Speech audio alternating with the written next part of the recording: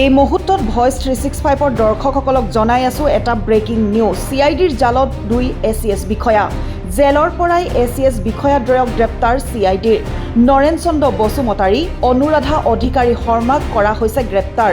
মীন উন্নয়ন নিগমৰ কেলেংকাৰীৰ অভিযোগত গ্ৰেপ্তাৰ কৰা হৈছে দুয়োকে।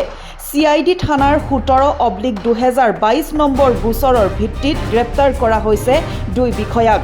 এওঁলোকৰ বিৰুদ্ধে মীন উন্নয়ন নিগমত অবৈধভাৱে নিযুক্তিৰ অভিযোগ। ভইচ 365ৰ দৰ্শকসকলক পুনৰ জনাই আছো সেই খবৰ যে CIDৰ জালত 2 ACS বিষয়া। জেলৰ পৰাই ACS বিষয়াদ্বয়ক গ্ৰেপ্তাৰ কৰিছে CIDয়ে। নৰেন চন্দ্ৰ বসুমতাৰী, অনুৰাধা অধিকাৰী শৰ্মাক কৰা হৈছে গ্ৰেপ্তাৰ। মীন উন্নয়ন নিগমৰ কেলেংকাৰীৰ অভিযোগত গ্ৰেপ্তাৰ কৰা হৈছে দুয়োকে।